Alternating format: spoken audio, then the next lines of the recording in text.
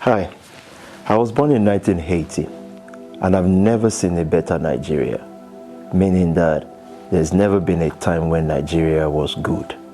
It got worse and worse. Churches increased, and as churches increased, poverty increased in Nigeria. There's no value for life. And so why am I saying churches? Because people then said, you said God didn't do anything.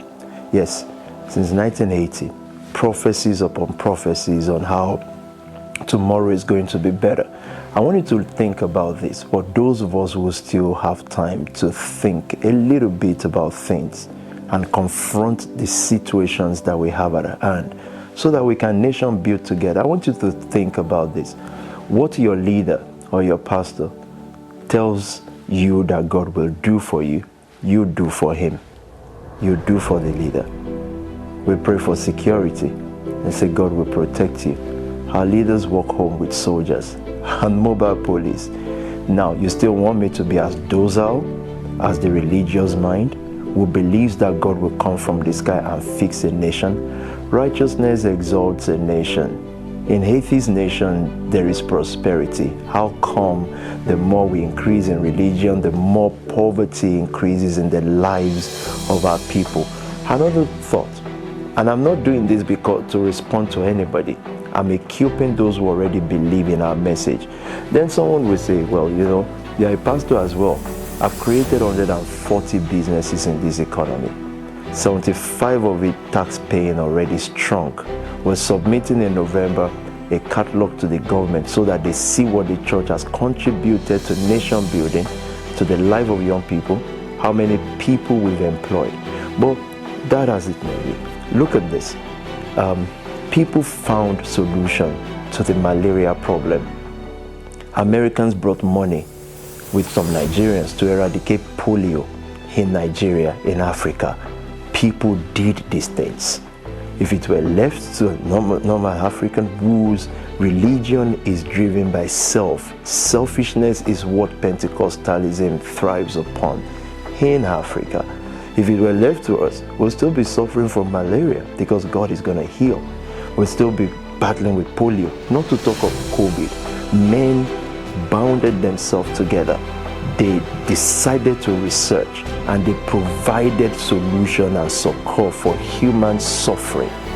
So when we speak passionately about these things, it's because of our pain for our nation. A place where if you want to get away with anything, just put God in it. God told me I'll be this. God said this. God said that. And nobody verifies. And so God, I think, left us looking at us, at least since I was born, maybe way before then, looking at us and saying, would true leaders arise? Would people have people who can speak truth to power? And not just truth to power, who can not just talk about nation building, but build systems that leaves the theoretical part of things into the practical part. Men build schools that our kids or our current leaders go to right now. They built it, the Methodists and all these guys, they built schools for free, for people to go to school for free. Men did it. It was men. Yes, everything returns to God, but men fix the world. Men rise up. Men say enough of the suffering that we have in our nation, and we want to fix our nation. It is men who fix nation. In case you ask me, because I know people don't research. So when people say things like your critics, let me tell you, critics are researchers, so I can't call those one critics. And let me say this to you, those who follow us, those who believe in us. The people typing on keyboards now, they won't matter in few years. So don't put your energy on that. Don't fight them. You focus on what you believe God has called us to do. This year, 2022, we've done over 60 businesses in Nigeria. We've made multi-millionaires of businesses in Nigeria, and I haven't stepped there yet.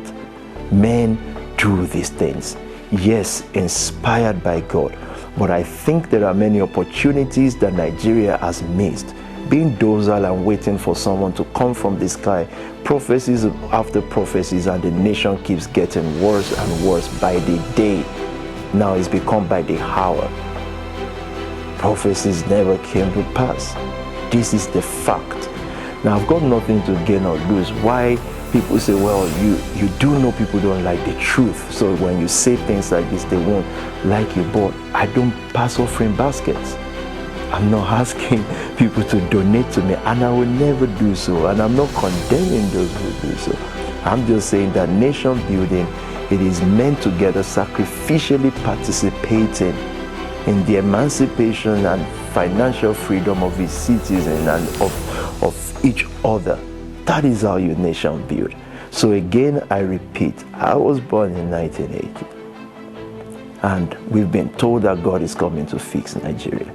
Now, a generation is awoken to know that God has already given us so many calls to fix our nation, to fix our community, the black people community all over the world. And many times we've refused that call, throwing it back to Him.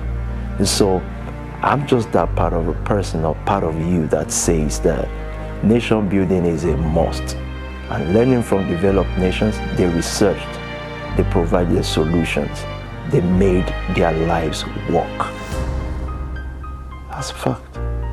So, like I always heard, those who are naysayers, take this how you take it, but the truth will prevail. I'm not just talking, I have done, and I will keep doing. PT, the 7th. God bless you.